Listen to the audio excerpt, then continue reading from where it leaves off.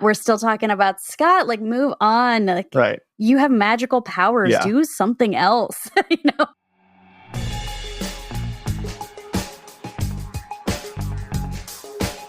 Welcome to Feminist Frequency Radio. This is the show that asks you to be critical of the media you love. I'm Kat Spada, and today we're diving into a vast Canadian action romance as we discuss the new animated series Scott Pilgrim Takes Off and other elements of the Scott Pilgrim extended universe. The new 8-episode Netflix series from Brian Lee O'Malley and Ben David Grabinski is based both on the original graphic novels written and drawn by O'Malley beginning in 2004 and the live-action film adaptation from 2010 directed by Edgar Wright. Michael Cera is Scott Pilgrim, my number one movie nemesis, who's infatuated with manic pixie literal dream girl Ramona Flowers, as played by Mary Elizabeth Winstead. Their relationship kicks off a series of battles against Ramona's League of Evil Exes, all while Scott's friends and bandmates are pursuing their own success.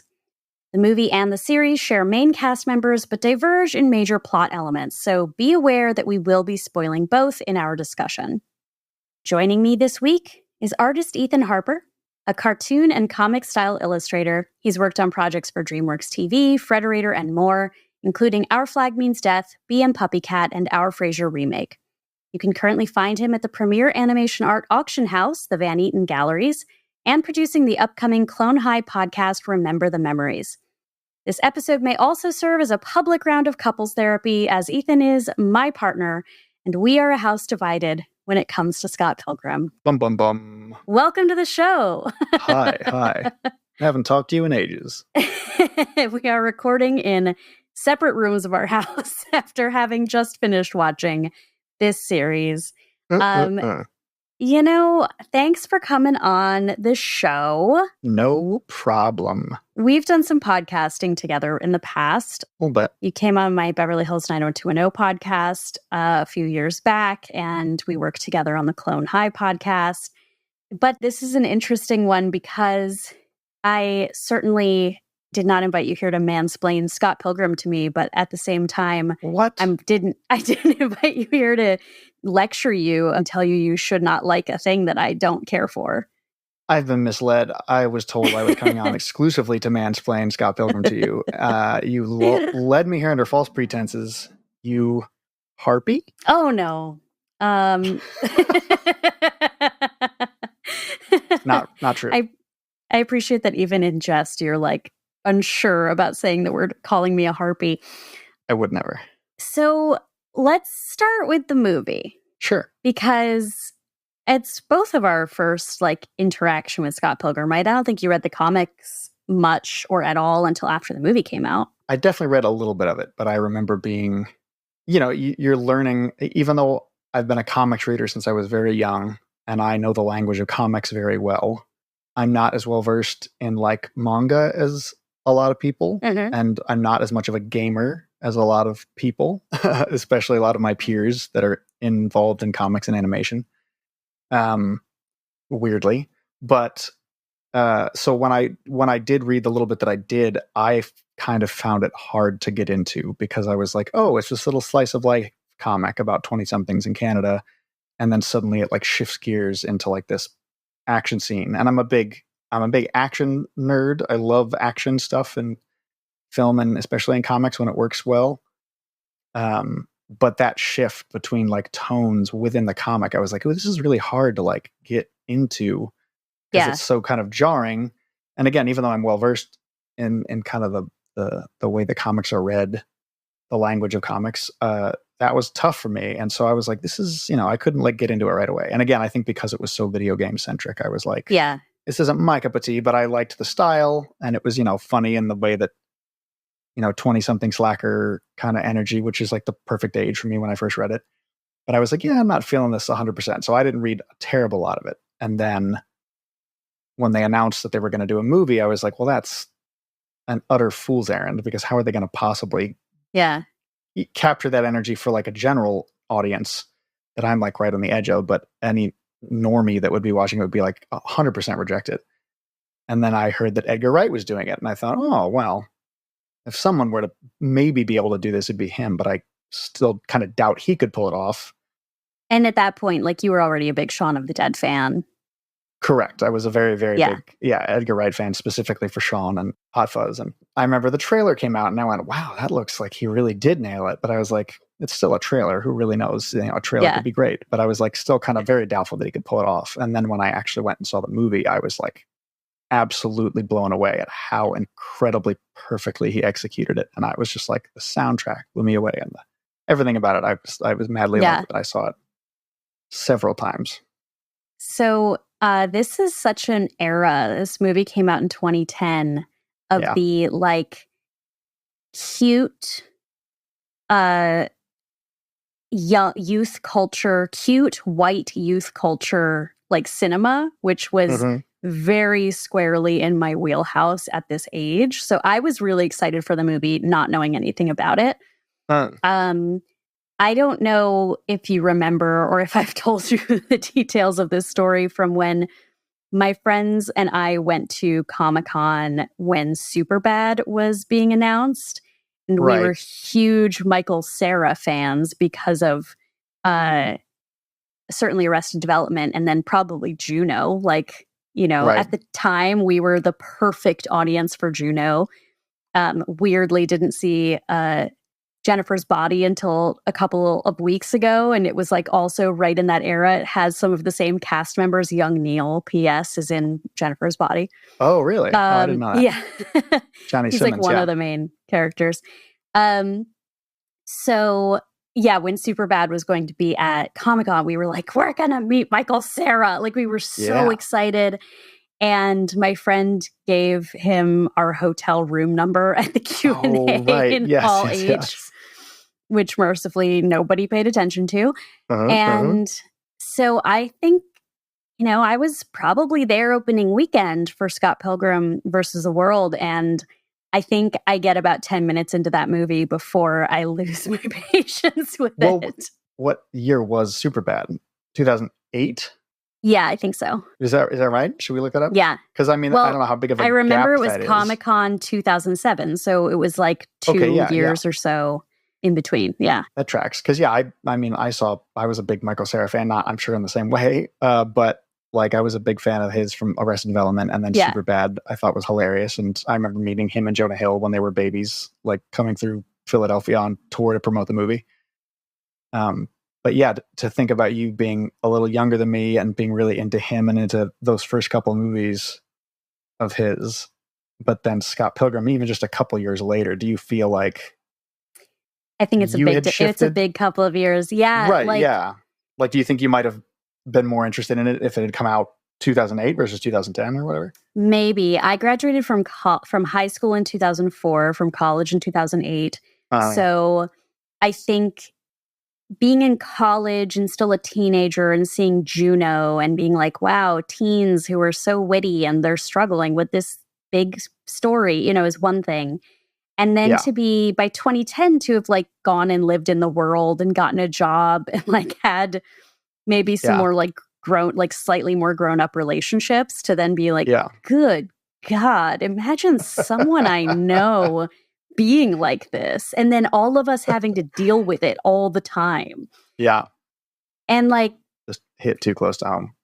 Yeah. And I think, I've certainly been reading a lot of discourse the last few days since the animated series came out, which is Scott Pilgrim Takes Off. And a lot of people are saying like the conversation about whether or not Scott is a bad person is like tired. That's like old news, and probably it is. But when you and I started watching the series, you asked me like, I know you don't like Scott, but do you like the movie? And that's such an interesting question because as has been discussed on the pod, I do not like Agent Cooper. And so watching Twin Peaks and trying to have an opinion about it it's different when there's a scene that Agent Cooper's not in. Yeah. So I did go back and rewatch about half of the movie today with that in mind. Like, do I like this movie? Do I like it regardless of Scott? Because it is objectively so creative. It really does a great job of like visually representing comics in a way, and like indie early aughts comics, it's not it's certainly not Ang Lee's Hulk, you know? Right. No, exactly. Exactly. But Yeah. it's, here's like the thing is that the movie, Scott infects it. Like every character is talking about Scott or like dealing Right. with Scott. Right. And that I think is a problem. But of course, like it's a Sure. problem for me enjoying the movie. But yeah, of course, Chris Evans shows up. We're going to have a good time. Like, Yeah. the Yeah. action is amazing. So, Yeah. So, I have, 8 years on you, right? So like yeah. in 2010, I was 30. Yeah. And so that's a significant difference at that time. Yeah. And so, yeah, between 22 and 30, that's like a huge difference. At least it was in my life. And I mean, and obviously the fact that I'm a white cis male that's raised on a bunch of the same kind of junk. So it's like weirdly, the character and the premise and the whole vibe of the thing is like nostalgic for me in the sense that like, I thankfully don't believe that I was ever as horrible of a creature as Scott. But like, I've just been a young, dumb boy. Mm-hmm. And like, again, thankfully never dated an underage person, or anything terrible like that. But yeah, so it's like I identify with it because I was like, oh yeah, this is kind of the vibe of that era. And it's just, nostalgic in a weird way. And yet, of course, I can acknowledge like, oh yeah, Scott's a total like shithead. But, I do kind of like that they, the movie doesn't make anyone really like, she is this manic pixie dream girl. But I feel like they're also like, well, yeah, but she's just a messed up early 20 something like Scott is. Again, I'm not saying that that's like, that makes him any more bearable just because she is, but it's obviously, yeah, it's so centered on him. It's just like, okay. Yeah. And I mean, I said that about her, and I don't think it's wrong to say that, but there is like a specific definition of what a manic pixie dream girl is. Right. As Garden State and Elizabethtown, I think, are the two. Right. Even Eternal Sunshine, people say, although I think that gives Clementine a little bit more depth. But yeah, and she like addresses Ramona, that head on. Yeah, and Ramona has more depth than the Manic Pixie Dream Girl like only exists for the protagonist. Right. And in this, like, in some ways, she is the protagonist because it's her relationship history that is propelling the story forward. Yeah. But like the fact that she's literally in his dreams and then shows up and just kind of does what he wants or like, fits into the thing that he wants. And yeah, of course, like, I don't begrudge you for watching this movie and seeing like, yeah, hasn't everyone like, I don't know, I can kind of identify with like young Neil, like being on the couch in the room where the band is rehearsing and being like, yeah, my friends are in a band. I certainly place myself into Knives and a little bit of Ramona, mostly Knives, but yeah, oh yeah. Yeah. And I mean, I don't mean to imply that I identify with Scott himself, regardless of like, oh, I've never done this as bad as Scott, but I was like, I don't think I was ever like him on any level. I think it's just the whole group of them, that energy that like, oh, they're in their early 20s, they're living together in houses, they're, mooching off one another and just kind of doing that thing. They're kind of just these aimless 20-something, semi-creative, mostly idiotic, Yeah. I was thinking about it earlier, and it kind of reminds me of the same way that like the music I was raised on. My dad raised me on primarily classic rock, as you know. So there's all this stuff from that era that's just like, and this is a larger extension, like the way that I kind of view this movie, where like it just really gets me going because it's so well done on a technical level. Yeah. And it hits all my things where it's like, oh, it's adapting a comic book and it's got all these influences. And even though I already mentioned that like a lot of them are not my interests or influences as strongly as some others, but it's still enough of it that it really like just gets me revved up. It's like, oh, it's great action and it's very witty and it's all this stuff. But then, when I listen to stuff like that, like old classic rock songs where you're like, when you start to think about what these are actually saying, and you start to put them in the context of the era, it's like, oh yeah, this was like a bunch of touring musicians sleeping with underage girls across the country. And but and this is the whole larger conversation about like art versus the artist, how to separate them, and yada yada yada. And it's true. It is hard sometimes when we are in it, and it is kind of like okay to be like, well, this objectively as a piece of art is good, but it doesn't mean that I need to like continue to support bad, whatever. I'm taking this Right. whole too serious direction right now, but I think of it in the same way where I'm just like, oh yeah, I love these AC/DC songs. They're so good, but they're just like horrific when you like listen to the lyrics. So it's like, yeah, Scott Pilgrim's cool, but exactly, Scott's character is kind of like, ooh. Yeah, and like, listeners, if you want to hear me grapple with this a little more, and go back and check out the Rosemary's Baby episode where we talked about like, you can't have the artist but the art. You have to have the artist and the art. And this is different because like, I don't know anything about Brian Lee O'Malley. He might be the best guy on the planet, but the art that he created does depict a main character that like, assumedly you're supposed to root for. And I do think that's like the difference between saying, oh, it's okay. Of course, it's okay for a protagonist to be a bad person. Like The Sopranos is a fantastic, compelling, dramatic engine of a show. Yeah. And it's about somebody that is objectively like violent and, abusive to women and to so many others, racist. With Scott, it's like, I'm not necessarily caring about like whether or not he's a good person, but that like the entire lens of the thing is, right. Aren't we going to be happy when he gets the girl? Right. And that to me is like a 0-0 on the scale, on the feedback scale for me. So everything else, I'm like, cool fight. Yes. Cool, fun, nostalgic music. Yes.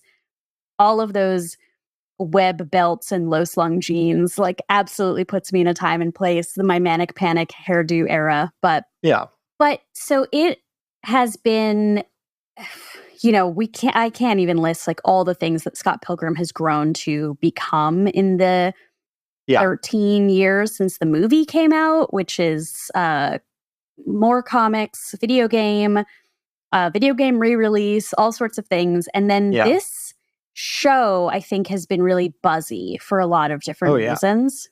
Can you tell me a little bit more about that? I just heard like, oh, the cast is coming back. Yeah.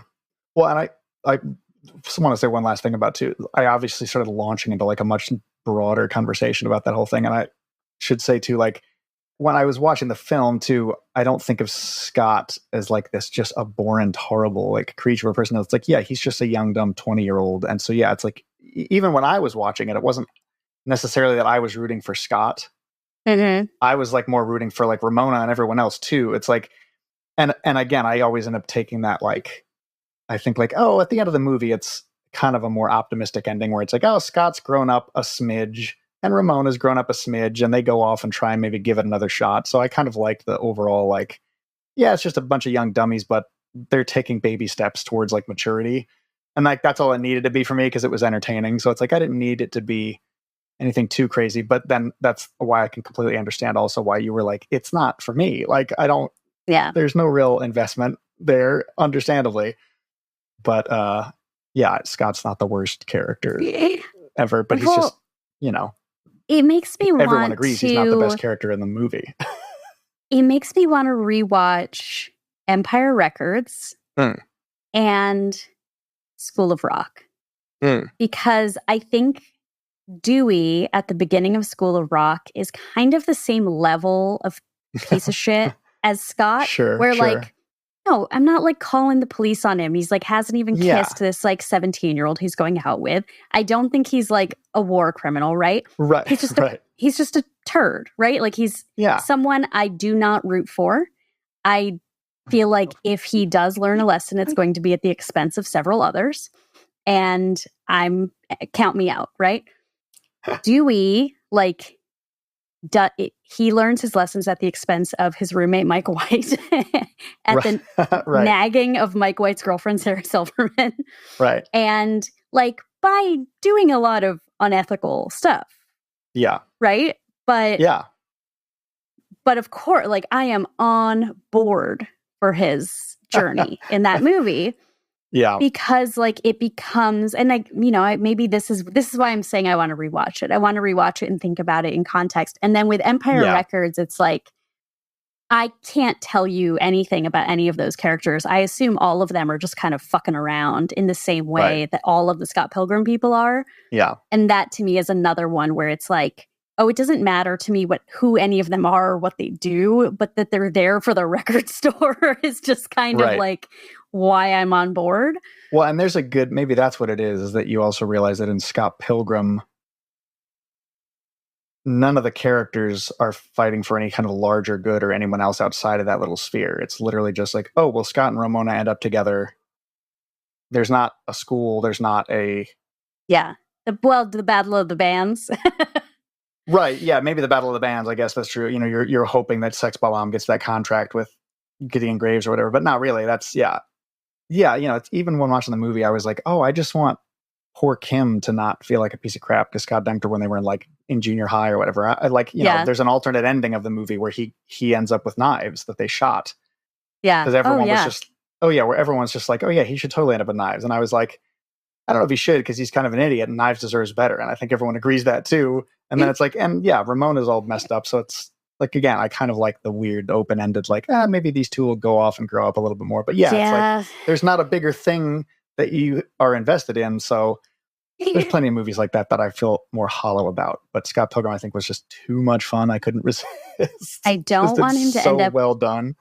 I was about to say, like, no, I want him to end up alone, but I think a Scott Pilgrim that ends up alone goes full incel, like, becomes a violent danger to society. And so which maybe I'm like, oh, the series now. Yeah. Okay. So the show coming out, it's a Netflix series. It's 8 episodes. Was really exciting for people because specifically of the entire voice cast returning. Like, this is definitely a cast of actors that were all exciting for me as an audience member in 2010, but like almost to a one, they're still like exciting and relevant to what we watch. So, well, yeah, they're fantastic. But tell me a little bit about like, this is the animation style of the graphic novel. Like, this is all like Brian Lee O'Malley getting to really like bring his own kind of stuff to the small screen.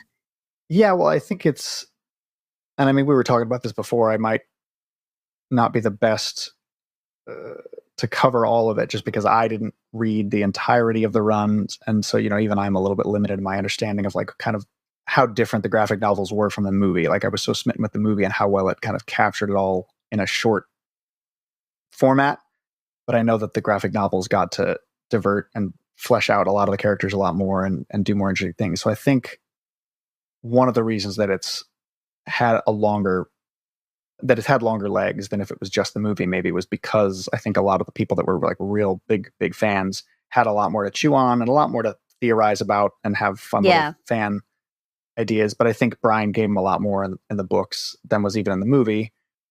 And then, the style of this cartoon, interestingly, again, even though I'm not the most knowledgeable about all anime or manga, but I can recognize stylistically that this is, and Brian said as much, that it's kind of like Science Saru, the studio's kind of adaptation of his own style. So they kind of took a little bit of his style, but then they added a little bit of their own, a little bit of anime influence. So it's like the movie. It was very much a hybrid of his stuff and the studio stuff and just a general. And it's a Japanese animation studio that's doing the cartoon, right?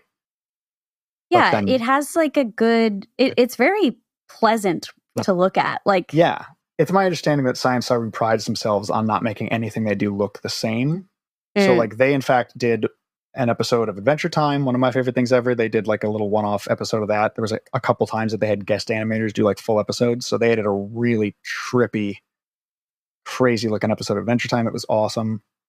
And a couple other series. I don't know if I've seen that much of what else they've done, but little clips I've seen. And I remember them talking about this. I went to the event a couple weeks ago that they had at Revenge of Comics and Pinball here in LA.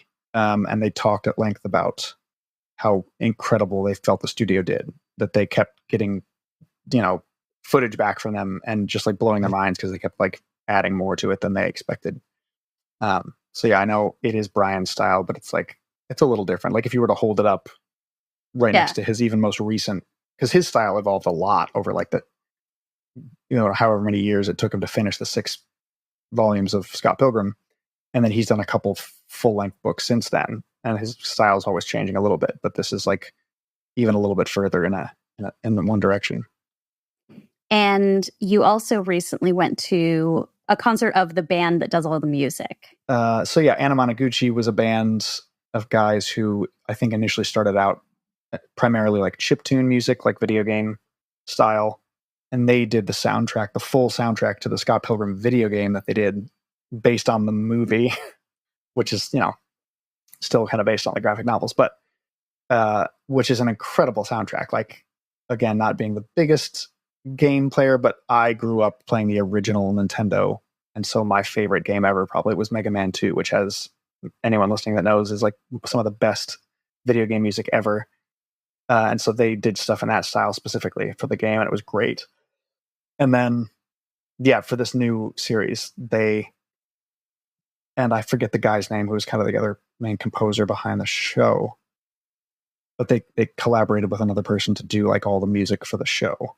You even got the Scott Pilgrim game, because I got a Switch during 2020 like everyone else. And so I was playing Animal Crossing. Yeah. And you played a little bit of this, like it's a side-scrolling, like martial arts game. Is that right? Is that like a beat 'em up, side-scroller beat 'em up, I guess they call it. Yeah. And yeah, similarly, like only the handful of games that I played growing up, but that Brian is the same age as me, I think maybe a year older, and he has a lot of the same loves of those classic games. So it was like, it was very like River City Ransom, Teenage Mutant Ninja Turtles, but yeah, these fun little side-scroller games. So yeah, I remember when the game came out and I was like, that looks incredible, but I just didn't even own any kind of a game system. And then I think it was on Xbox or something, I don't know, it vanished for like 10 years. You couldn't get it anywhere unless you had one of the original consoles that you downloaded it on. So people were like rabid for a re-release, and then they finally did this insane bells and whistles huge re-release a few years later, and I was excited because I was like, now I can play it on Cat's Switch. I have much appreciation for the mini cycles of like teen or youth culture aesthetic, because just in this conversation, like to go to Empire Records or to go to like the games that you're talking about, and then kind of have these little 10-15 year cycles to come to Scott Pilgrim and then have us watching it, and it's already like it's a period piece. There's so many things in it that are specific to a dying out era. And the other night we had dinner with our friends who have teenage kids, and one of them was at the Anamanaguchi show that you were at. Yeah. She's 14 and she is a little Ramona. Like she has looks the little, just like, the little hair, like double dyed hairdo and everything. And I was like, something makes me very happy about like the mall teen has to happen. Like it's like the show Dark. Like no matter what universe we're in, the mall teen has the to mall happen. teen, exactly. No, it's great. So, it is. So I really did appreciate that update. So this is a Netflix show.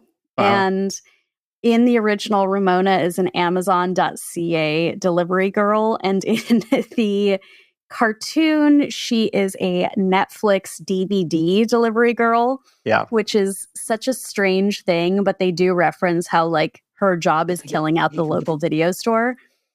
But for anyone who's listened this far, half an hour into our episode, if you haven't watched the show, like I've been reading a lot of comments from people who are like, I don't know, I liked the movie. I'm older now. I don't know if I need to like watch the same thing, but a cartoon. And Ethan, take me through like watching the first episode and realizing this is where we're going to get into some spoilers, realizing that it was a different beast. Yeah, since they announced it, they were like, oh, this is going to be like a slightly different take on the original story. And it seemed for a while that they were teasing it as if it was just going to be like, oh, some minor updates where it's like, oh, Brian's grown up as a person and maybe changed some of the little things in this that were a little bit, that felt off or that felt out of touch or whatever. And so it just seemed like it was going to be like a small update. And even I remember seeing the trailers for it and thinking like, oh, that looks fine. It's not like blowing me away. But then when we went to this event last week at the comic shop and then to the concert, it seemed like everyone talking about it was being very verbally saying like, don't let anyone spoil this for you. And the tone and the words that they were using made it sound like there was a much larger divergent thing happening than we were led to believe. So that made me like lock down even harder on making sure I didn't read anything about it, because it sounded very interesting and very kind of a much bigger deal.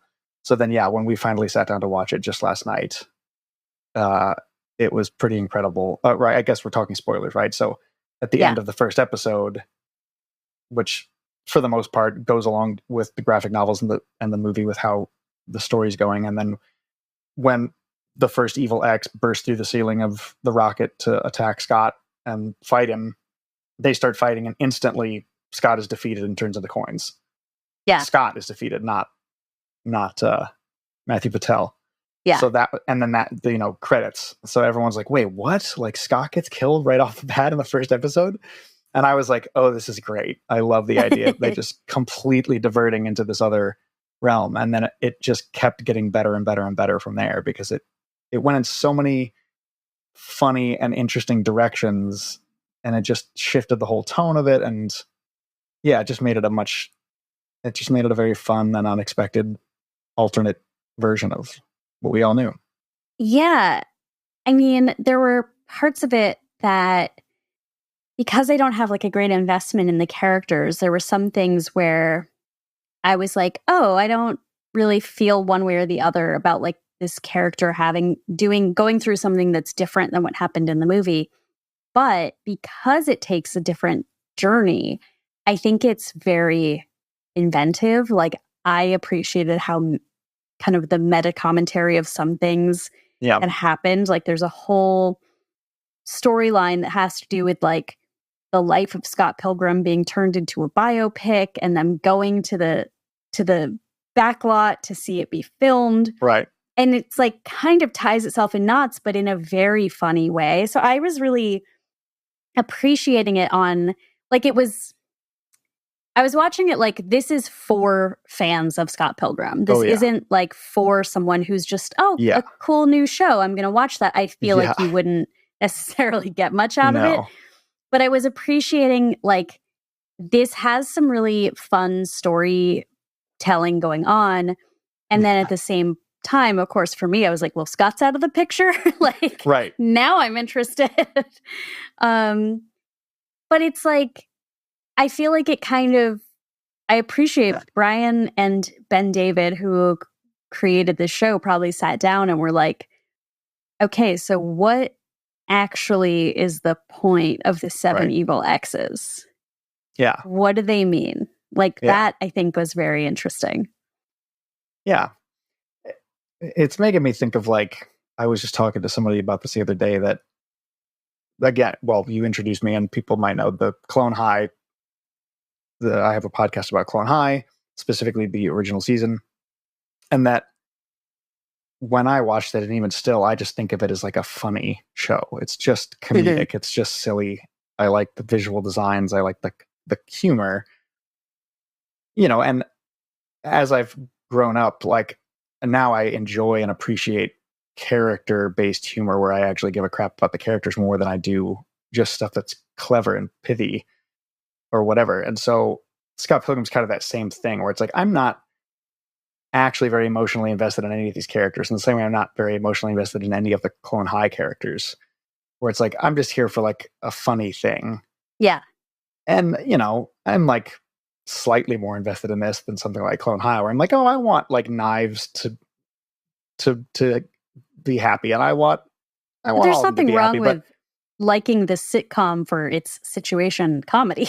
Right. For the situation. Like, exactly. But the stuff that I respond to most strongly now is, the Parks and Rec, and Adventure Time, the stuff that I'm really emotionally invested in that still can be very comedic, but that's like my favorite. So Scott Pilgrim's another one of those where I'm like, this is fun, but I don't care about it enough to like be devastated if they don't do right or wrong by this character. I'm just like, it's really well produced. And I like this because flips a lot of stuff on its head. It gives a lot of different characters a more interesting voice, and it's still just a really good time with action and comedy. And yeah, it's a good time. It's a very good time. And to, to kind of pull back into the is Ramona Flowers a manic pixie dream girl question, in the cartoon, we start following her from the beginning of episode 2. I think every episode, except maybe the finale, starts with a sequence of her bleaching and dyeing her hair. Yeah. Which is awesome. And like wiping the steam off the mirror and looking at her own reflection. I thought that was really powerful, actually. Again, Empire Records, when Robin Tunney shaves her head. Yes. Oh yeah, I'm sure those dudes are influenced by that too. But then, so I did at several points just have to say, like, and we were joking because you and I both love Columbo, and she references like, oh, well, I'm here to solve a case. Like, she believes that she can figure out what happened to Scott. She doesn't know if when he turned into coins he actually died, or if he just was kidnapped into a portal. And I had to kind of be like, still we're thinking about Scott. We're still talking about Scott. Like, move on. Like, you have magical powers. You can travel like a dream highway or whatever. Like, do something else. Okay, take that off to the side. And then it's like her engine, and she is going through.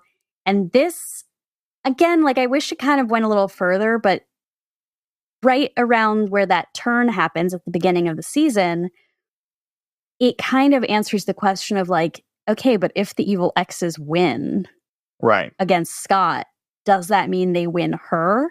Yeah. And it's pretty immediately like, no. Yeah. Yeah. No, if she doesn't want to date them, she's not going to date them. Like, so that was... And they're leading you to be like, well, the reason that she's after Scott, which is still kind of the most unbelievable part, because you're like, what is so special about Scott? We don't know. But, they in this one, they have even more of the, like, even more than in the movie, where it's like, oh, they had these sparks. There was like something that they connected. They allude to it later, where it's like Wallace is like, sparks are real, when he like finally meets someone that he's not just going to treat like a one night stand. So it's like, whatever it is that we can't understand why, but I sometimes can't wrap my brain around why you're with me. So it's like, there's some sparks that were there, and you're like, I think I'll stick with this doofus. And this is why she found a doofus that made sparks happen on both of them, and they went, I'll fight for this guy. And they're both supposed to be, what, 22, 23, right? Right. Yeah. Right. I mean, this is why I identify too strongly with Knives, is because I was in high school dating an adult man, and it was gross. Yeah. Right? Like, and I knew it was gross as soon as it ended. Yeah. But until then, I just had her big eyes looking at this. Oh, how cool. All this stuff about him is so cool because he's an adult. Right. And now I can't access that until I understand it later. It's kind of funny to think about how in the movie, like, what's the actress name? Ellen Wong? Yeah. Excuse me. Ellen does such a good job. I mean, in both of them, honestly, but she's such a cartoon, the most cartoony in the first one, where she's just so big-eyed for Scott, so in love with him. And, she gets over him, but it takes a little while. But then in this one, it's like, he dies, and she's like instantly like not sweating it. She like starts playing music with Kim, right, and then joins Steven to play in the band. And I was like, she really, and it was great because it's so funny to think that she's like more of a cartoon in the live action one than she was in the cartoon, in that respect anyway. But yeah, she did such a good job in both of them. They all do, but she really stood out with her, especially her vocal performance. Overall, now this is a self-contained thing, right? It doesn't seem like they've opened it up to go into another season. I mean, that's what everyone's been talking about in the interviews the last couple of days, and that Ben David said as much when we were at the Revenge of panel, kind of the first public, I guess, interview they were doing about it. Well, that's not true. I guess they did a screening at the Egyptian before, but sorry, tangent. He said like, this is a self-contained thing. We wrote a beginning and an end. He said he put like 10,000% of his energy into this. And so even if he were to do more, it would be years from now because he just like burned himself out, him and Brian trying to make this thing happen. So, but they clearly left a little bit of an opening. They did that little epilogue with what's his name? Goose. Gideon / Not Gideon, but yeah. Sorry.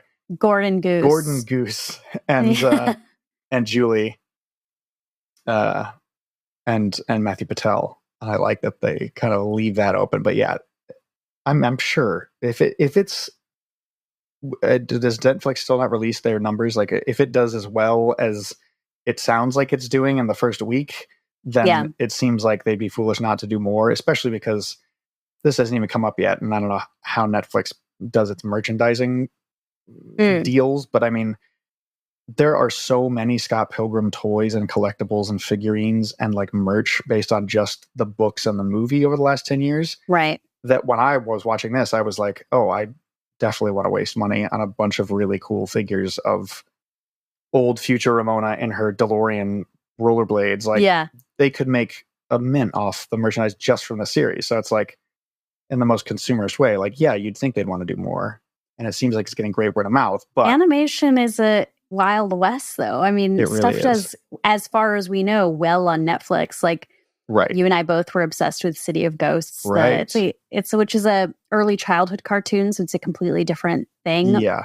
It like won a Peabody and like all sorts of other things, and then they just unceremoniously would like axe parts of their animated division. So that as a business model, I feel like we can't ever look to Netflix and know what their decisions are going to be. It's true.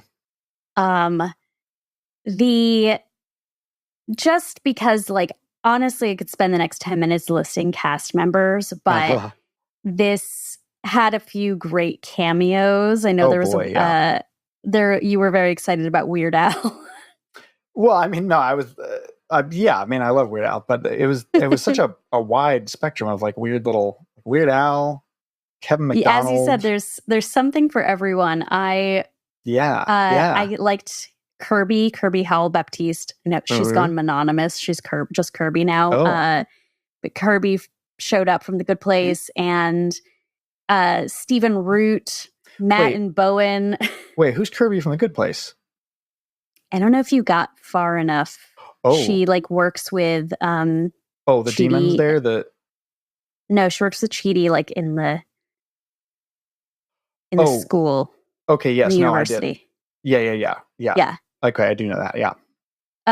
Sorry. And then obviously like the main cast from the movie that is all back is Brie Larson and Jason Schwartzman and all these people whose names we haven't even said yet. And of course, Simon Pegg and Nick Frost showing back up as like kind of their same characters from the Cornetto trilogy, right? Yeah. Like they're playing like, security guards. Right. Yeah. A lot of security guards on the, what was it called? Toronto Wood. Yeah. Now, just like kind of final question, and maybe you'll get so introspective that you won't actually be able to put it into words, but the series ends with Scott Pilgrim time traveling, and we see his older self, voiced by Will Forte, looking back on his concepts of romance and his relationship to relationships. And like, do you think that was referencing at all the show being like, we are now older, more mature adults looking back at Scott Pilgrim? No, of course it was. And there's a lot of meta commentary there with just the timing of the show and all these characters growing up. And there's even it seems like a not too veiled reference to Brian Lee O'Malley's life personally. And, he was married at the time and is now not married. And there's a joke in there about the style of, art style. Yeah. When future Scott is showing past Scott this VR version of like events of his life, and then there's like I love you, Ramona, happy anniversary, and he's like, this style's completely different, and he's like, no, it's not, it's the same, and he's like, no, it's changed a lot, this is not good art. And it's like I feel like it's Brian probably making a joke at his own expense about how much his stuff changed over the years and his life changed personally, and it's very clever and self-referential, the whole thing. It's a lot of fun. But yeah, it's clearly like a big commentary on everyone growing up and hopefully learning lessons or not, and then being banished back to the future to learn more lessons. Super old Scott banished back to his weird little apartment that he's been hiding in. He reminded me of the Liver King. Somebody listening is going to know what I'm talking about. Liver King? Yeah, he's this like internet demon who eats that guy. raw liver. Totally, yes. And he did it, and he's talks about like being super swole and being a man. But he he was sorry. There's a video of him like telling his son how to like be a more alpha male and hit on a woman, but then you can tell in the video they're at Ground Zero in New York. Oh my God, that's right. You showed me that. The design of this like incel future. Yeah. Scott Pilgrim is very much like someone who focused on getting physically fit so he could dominate. And that's pretty good. It's very funny, especially when Ramon is like, yeah, like Wallace told me you'd just been like holed up for 10 years and you didn't even text me. Like, what are you doing? Like, and he's like, wait, was there a chance we could get back together? And she's like, no, not now, you idiot. Like, it's very, and I mean, Will Forte's absolute perfect casting for just this unhinged, like psychopath voice. His somewhat always at the verge of cracking like voice. A little bit Last Man on Earth. Very much Last Man deranged. on Earth. Yeah. He loves playing very pathetic characters, but as we all know, Will is a big sweetheart. Well, I enjoyed watching the cartoon. Certainly, the whole thing is very much for people for whom the book and the movie are beloved. Oh, yeah. But yeah, I mean, maybe you're like me. I bet there are listeners out there who watched it and were like, this isn't for me, but you might find something else in the cartoon like I did. So on that, here. We will be right back to share some freakouts. What's your freakout? Now it's time to talk about what's been thrilling us, moving us, upsetting us, or infuriating us this past week. Ethan, what's your freakout? Oh man, let me tell you, I am freaking out about Freakazoid. No, just kidding. I do love Freakazoid. P.S. Cat's looking up on the wall of our office that has a giant Freakazoid cell. A Cirricell. Mercifully, it's not a giant cell. It's like a normal sized animation cell. Like a normal sized 12-field cell. But no, seriously. I have been very much enjoying a Max original, which is called Scavenger's Reign. I have meant to do a little bit more homework about this myself because I know that the people who made it had done like a short version of it, like a short film version of it some years ago. That got a good response, and then somehow parlayed that into being able to do a like 12-episode series on Max. That's beautiful. It's a wonderful little sci-fi horror story. It's very much like, I haven't seen the movie in a little while, so I feel kind of embarrassed also that I hadn't rewatched this but anyway, my closest reference is that it feels very much like the movie Annihilation. Tonally, there's a lot of really creepy creatures in it. It's about like a freighter ship in the future who crash lands on an alien planet that they're not supposed to be on. So there's all these little groups of humans split up from the escape pods of the downed freighter ship that are just trying to like survive and get back to the ship and get off this planet. And it's got a lot of like kind of Mobius, like European cartoon animation elements to it design wise. It's like a big weird world that all the creatures kind of are connected, and it's just got an incredible world building element to it. It's very well acted, great sound design. It's really creepy. It's unnerving and mature. Yeah, it's just a really beautiful, spooky little series. Not for children. Another very, great very reminder that animation is a medium and not a genre. Amen. As I have learned over the years. You know what I want to watch next, just since we're just talking about Sure. grown-up animation, is Morph Primal. Yeah. You showed me the first episode, but I really liked that. Yeah. Gendy Tartakovsky never disappoints. Well, as for me, my freakout is definitely more on the upsetting and infuriating us side of things. I have linked in the show notes a couple of articles that just came out in the last few days. Anita posted them in our little chat, and I was like, interesting. So one is a Kotaku article entitled "Dear Video Game Industry, Please Name a Woman." And that is obviously a reference to the Billy on the Street clip. She references the clip more specifically in her article, where he goes around New York with a dollar bill and says, "For $1, please name a woman." And people struggle with that. So, yeah, I mean, basically this article is about how there's a lot more women now than ever who are working behind the scenes in the video game industry, but continually are just being left out of the conversation. She says that PC Gamer has a print issue that has come out, and people have responded to it basically saying, here's one quote: "There are no women named in PC Gamer's list of influential voices over the past 30 years. Not one," wrote Dr. Rachel Cowart, research director at Take This. So just a very just a bummer of that, the more things change, the more they stay the same, and how you'd think after so many years of people trying to make gains in all of the different industries that video games just remains one step forward, two steps back in some respects. And kind of relatedly, there's also an article linked in the show notes from Ars Technica. The headline is "Pelosi Attacker Found Guilty After Pointing to Gamergate Influence at Trial."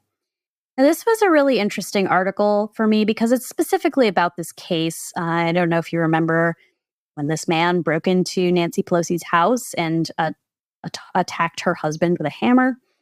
He, on the record and in the trial, said that Gamergate was one of the reasons that led him down that road.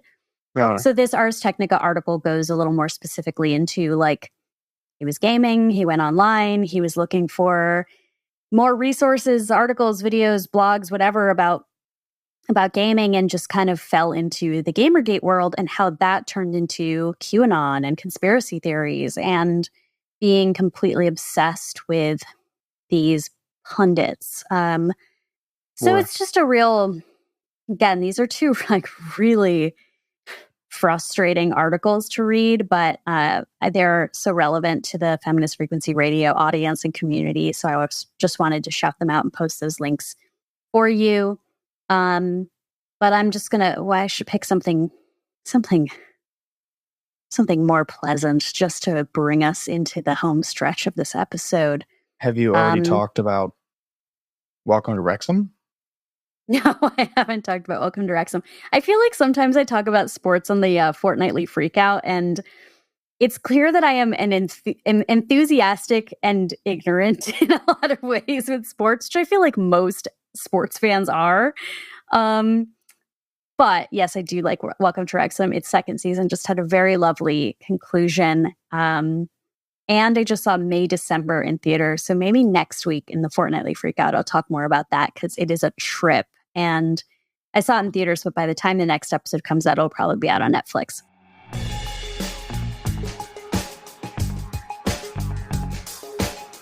That is our show for today. Thank you, Ethan, for joining me. Where can our listeners learn more about you? I'm everywhere. Not everywhere. I'm at Twitter, X or whatever. Instagram primarily at Ethan C. Harper, ETHAN CHARPER. And should anyone want any Twin Peaks, Gravity Falls, Clone High merch for the holiday season, where should they go? I sell my clever little goods on my Etsy shop, which is etsy.com/shop/unpainted Huffhines. That's HUFFHINES. Unpainted Huffhines. Please let us know if you understand the reference to that, because I sure do. Yes, please. It's a delight. I'll put the link to your Etsy in the show notes as well. Yeah. I'm Kat Spada. You can find me at cat_EX_machina on Twitter. Please be sure to follow Feminist Frequency at FemFreak. If you are a Patreon subscriber, please be sure to join us in the Discord. It's a lot of fun in there. And stick around for the bonus episode where Ethan and I will be talking about the Marvels. If you like this podcast, please help other people find it by subscribing, rating, and commenting on your favorite podcast app. Thanks, Ethan. Thanks, listeners. Thank you. See you next week. Bye. Bye.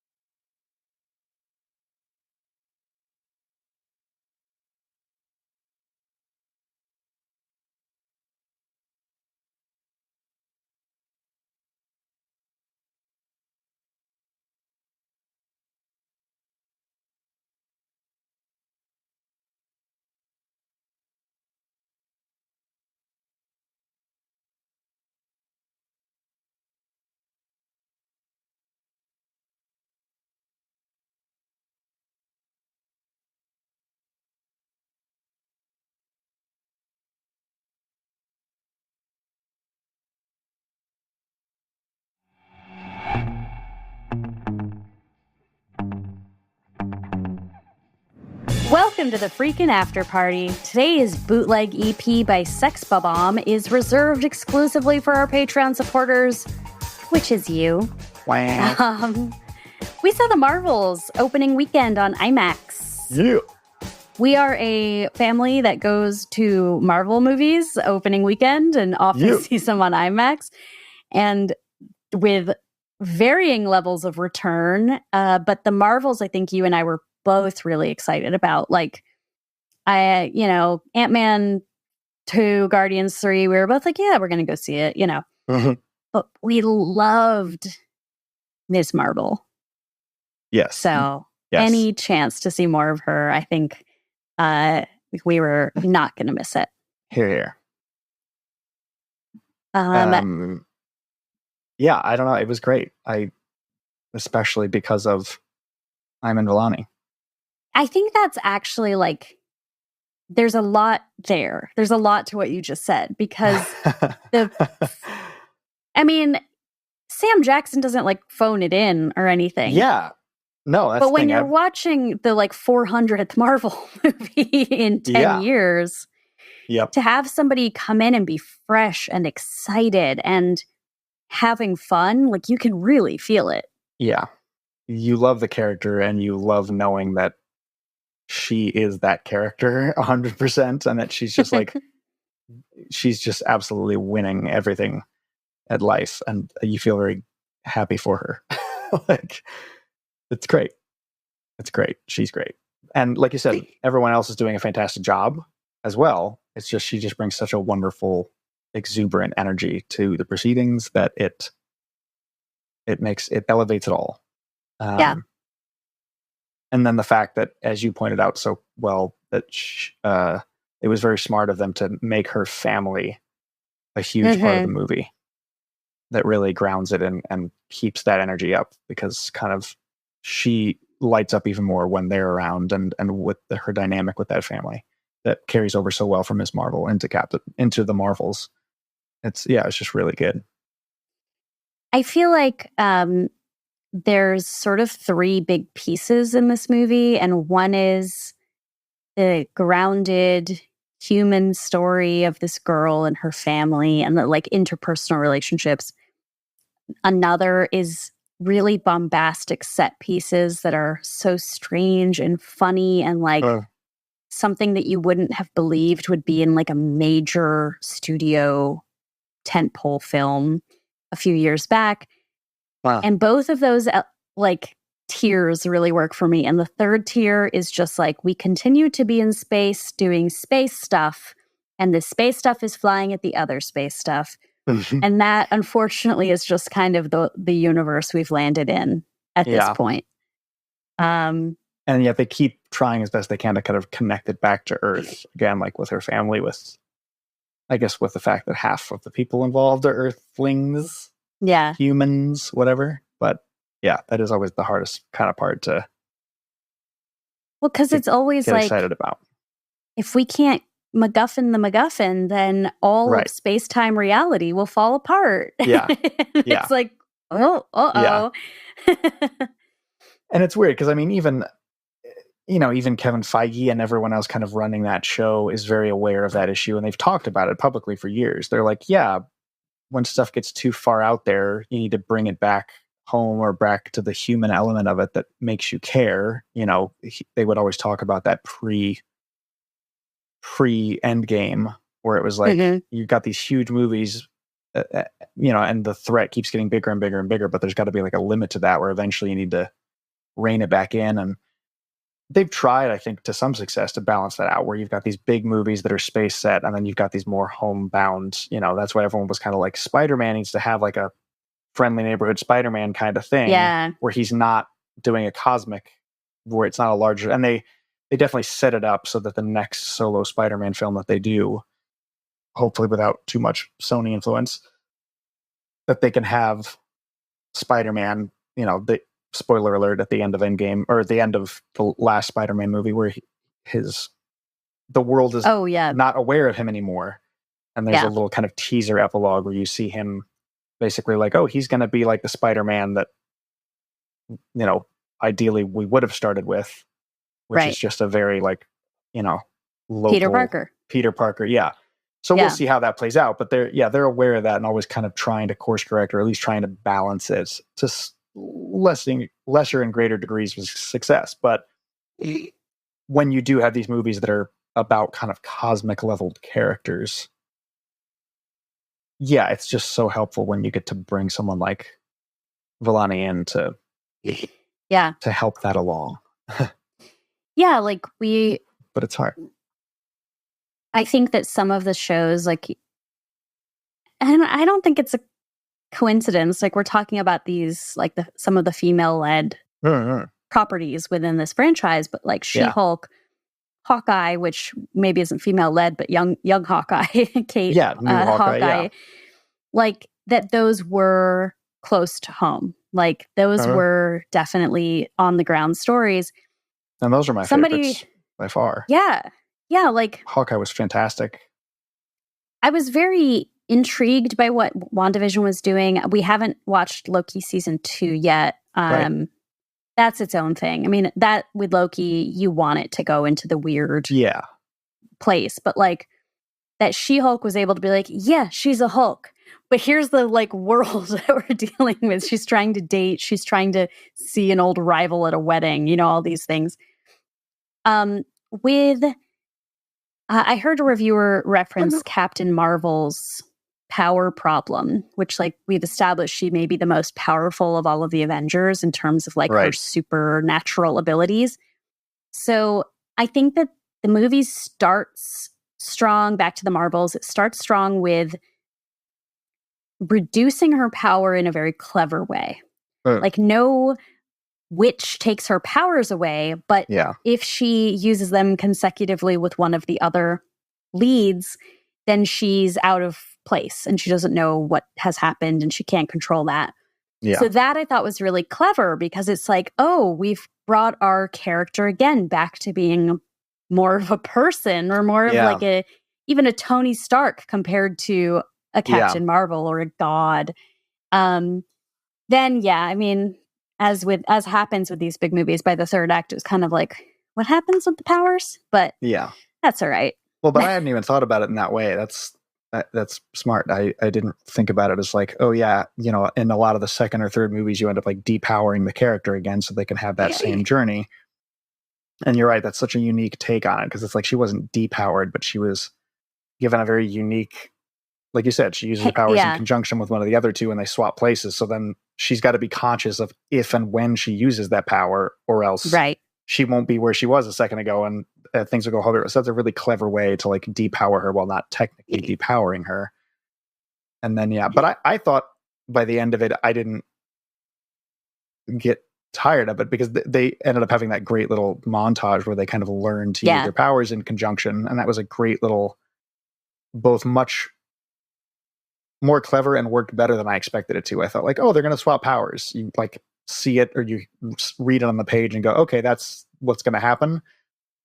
But I was really impressed with how well they choreographed all those action sequences and then how much humanity it gave it to watch these three women figure it out together on Carol's ship in their pajamas, which was great because they also kind of made Carol a very, like the first movie was all about her getting her memory back and kind of getting back to who she was before she was transformed and taken off Earth. And you're like, oh yeah, she was like a normal person. Like she was a fighter pilot, but she characteristically was like a little more humorous and like down to earth and like fun loving.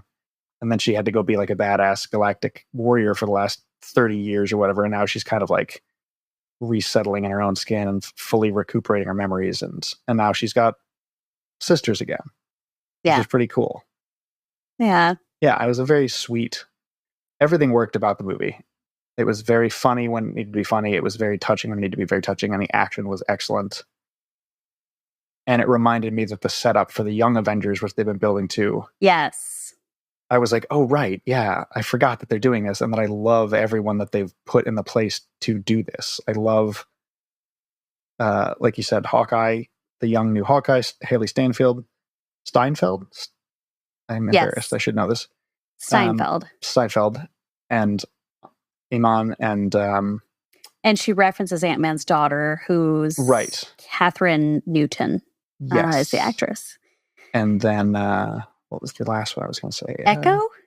Right. Well, yeah, I don't know what they're setting up Echo for. She's part of that. Oh, I was going to say the other one is Yelena is oh, right, Florence Pugh. Is Florence Pugh. So it's like, I mean, just those three, Florence, Iman, and Haley are incredible. And we've already seen Haley and Florence together, incredible. And so I was just like, oh right, they're doing this. This is going to be awesome. Like whether or not you like the Marvels, but this next level generation of Avengers is going to be great. Imagining Yelena's character with Kamala Khan, and they would be so different, but there's going to be a lot there in 17 years whenever that comes out. Yeah. And then if I can just, I'm actually going to bring Scott Pilgrim back into this because there's something that we didn't talk about in the main ep, but talking about needle drops and the Flirkin-palooza that happens in the Marvels, which was one of those where I was sitting there like, do I hate this? And then I was like, I absolutely don't hate this. Like, it's so comes out of left field, but man, as we know, so did the movie Cats, and I delighted in the movie Cats. Yes. One of our first dates. Yes. A rowdy screening, no less. When one of the songs from the Cats musical plays during that, I was like, we're having fun. Aren't we having fun in the movies? At the movies, aren't we allowed to have some fun? Isn't that good? It is good.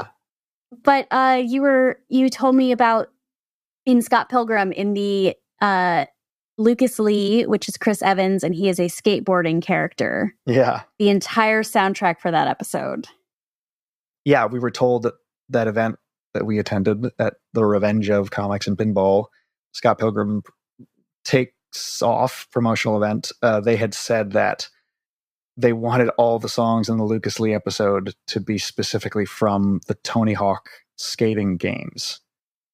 And so Ben David Grabinski would be kind of emailing Brian Lee O'Malley and saying, like, can we use this song? Like, if we can get the rights, can we use this one? And Brian would be like, yes, great. Or like, oh, please, yes. And then he even said that there were a couple where he would send them and Brian Lee would say, absolutely not. Yeah. And like, he said he wouldn't say which one that was. And then he like made a joke and referenced Primus. So like he didn't say, but then he basically like said some, I forget what, like a pun that basically led us to believe it was a Primus song. So I'm not familiar enough with the soundtracks of all the Tony Hawk games, but it was pretty cool that all the music in that episode was from Tony Hawk skater games. Well, many congratulations to the music supervisors today on this day. Absolutely. Yeah. So that's the Marvels. It's fun. I don't know. It's really fun. I know why people aren't going to go see it. And I know that if people say, oh, it didn't perform, that they're going to ultimately take away from that. There shouldn't be so many female-led stories. And that is the wrong lesson. Indeed. I mean, I'm that fool who has a glimmer of hope that the people running, at least the creative end of Marvel, I think they do know better. I don't think Feige himself and like the brain trust he's put together to be the creative directors of these movies, I don't think that they learn the wrong lessons from those box office.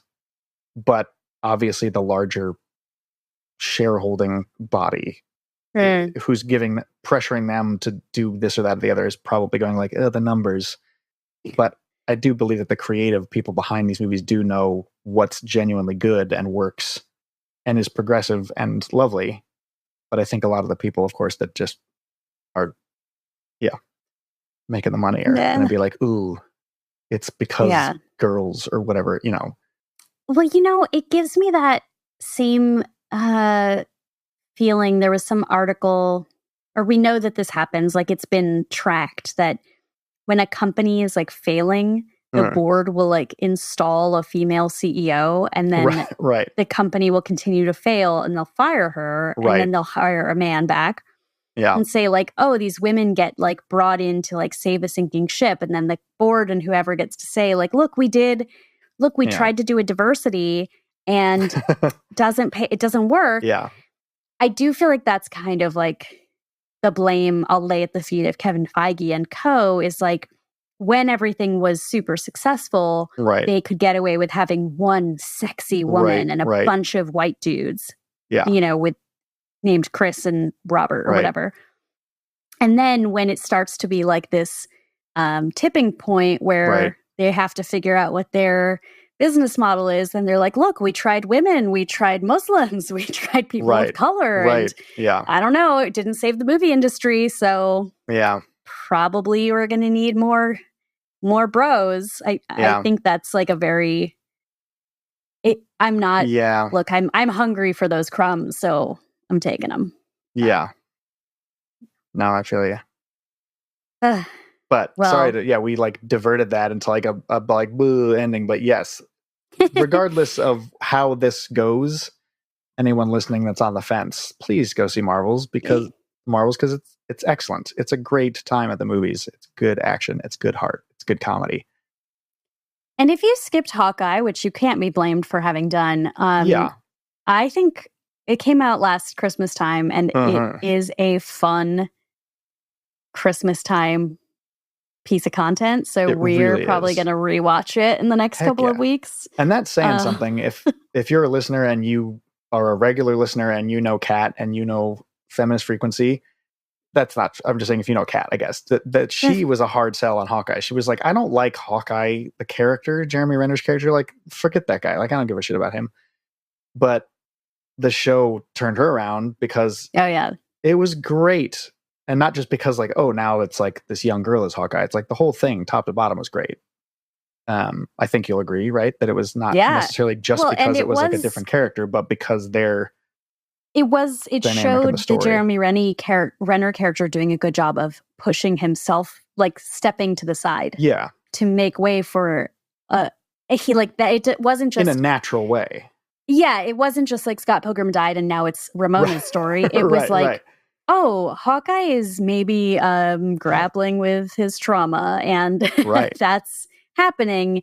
And so because that's happening, he has to support this younger character. And meanwhile, all the Daredevil shit is coming into the world, which is so dark and gritty and good. So well, thank you for listening. We'll see you on Patreon, guys. Bye.